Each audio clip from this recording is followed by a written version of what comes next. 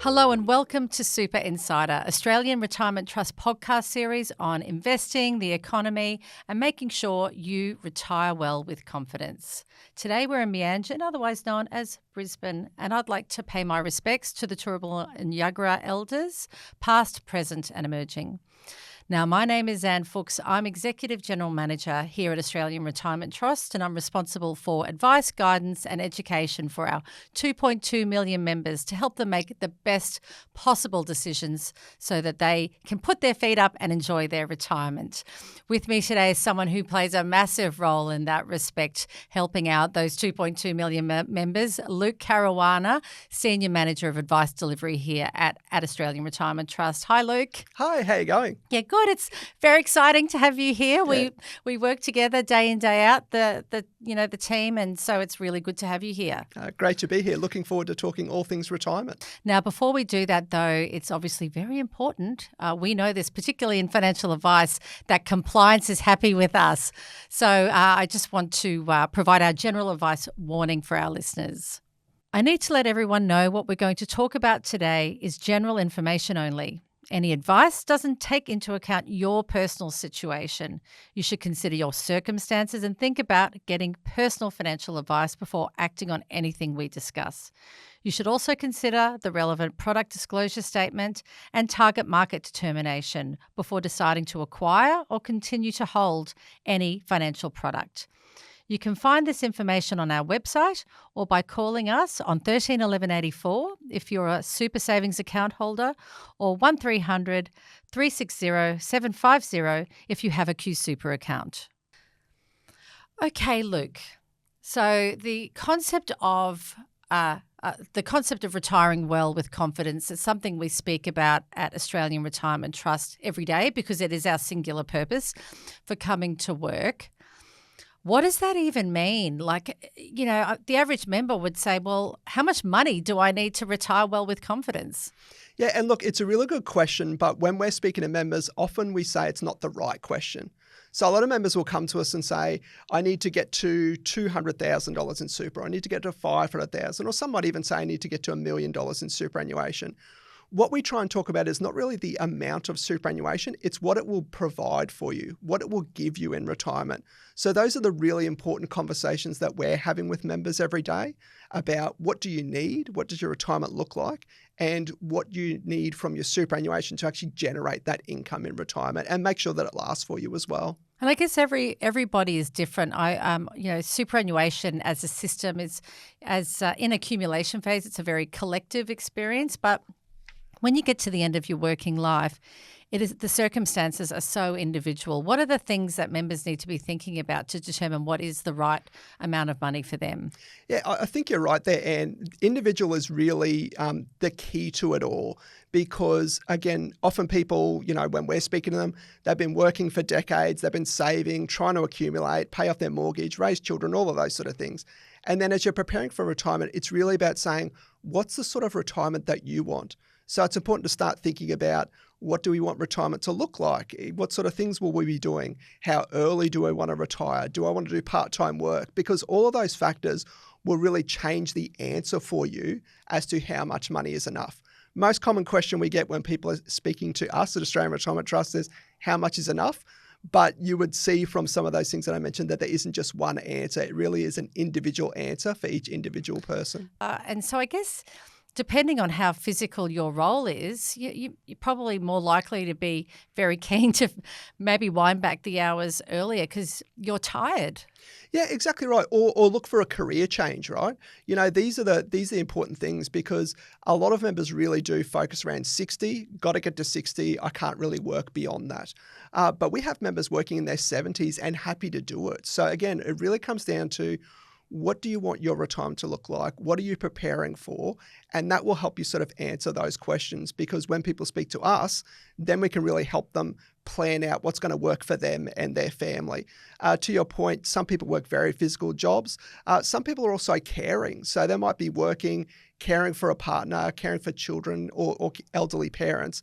these really change what they need out of work and then therefore what their retirement could look like beyond that. Now, obviously, superannuation's been in existence now for 31 years, and there are some members that have been paying attention the whole time, and there are others that have not paid attention until they decided, I need to finish work. But I guess if you were talking to one of those members and they were worried they didn't have enough, would you say that should prevent them from getting some advice, that it's too late? What would you say? No, what I'd say is it's never too late, right? Really, once you start paying attention to your superannuation, that is the right time to speak to us. What we often talk about there is helping people get organised. So we get members coming to us with multiple superannuation funds still. So they're looking at, okay, how do we get this to work for them? Looking at how the money's invested. So how much risk they're taking, what their investments could provide for them in retirement. Things like insurance, people start to look at their statements at these stages when they're getting ready for retirement and look at what fees am I paying, what's this insurance, what's Do I really need this amount of insurance? What's it covering me for? Yeah. If you're retiring in 6 months, then maybe you don't need the same insurance as you did when you were 45. I mean, all of these things are really good opportunities to look at your superannuation and what it's doing for you. For most people, it's their second biggest asset outside of their home, and it really is the main thing that's going to be providing you income during retirement, along with any government benefits that you might get. So looking at it, asking questions, but to your point, no, I would say that it's never too late. Never too late to pick up the phone and speak to us. And about some of the, I guess, the levers you could pull, outside of those ones, there's things like additional salary sacrifice. I'm going to throw over to you now. Yeah, and look, making extra contributions. Again, we do get some members come to us and say that maybe it's too late for them, but any extra contribution that you make, it'll just make such a big difference to your retirement. Organising your insurance, making sure your money's invested the right way, invested in a way that's comfortable for you. Another thing that people look like at this stage is maybe downsizing. So, they've got an asset in their home, maybe they focus all their energy in paying off their mortgage, and they're looking at, well, maybe we don't need this home, the kids have left. We don't. I'm sick of mowing the yard. Exactly right. We've got too big a house for just the couple of us that are still in the home. So downsizing does provide an opportunity where you can actually put extra into your superannuation. One of the things that people find as they get closer is there are limits in how much you can contribute to superannuation, but downsize actually allows you to go over the top of those limits and really grow your superannuation while getting a sort of your forever home and the home that's actually going to suit you in retirement. So maybe do you have those numbers at hand in terms of if our listeners are thinking about, is this something right for them? Yeah, exactly right. So the normal contribution limits, so for people after tax, just putting money from their bank account or those sort of things is $110,000 a year, and you have the opportunity to do 3 years at once. For downsizer contributions, you can put an additional $300,000 each. So for a couple, if you sold your primary home, downsize, you could put an extra $600,000 into superannuation potentially, which would give it a really good kick along. But again, it depends on what's going to suit your individual situation. And I guess there's also spouse contributions too. I mean, you spoke about the caring army of this country, and a lot of them are my gender that are having to play catch up. We know that the fastest growing cohort of Australians in homelessness are women. So women particularly need to pay attention to their superannuation balance to make sure they're not in that very sad statistic. Yeah, and this is another thing. It's really important to look at the whole family unit together because you're right, spouse contributions is one option. Splitting superannuation contributions between one partner and another is another one.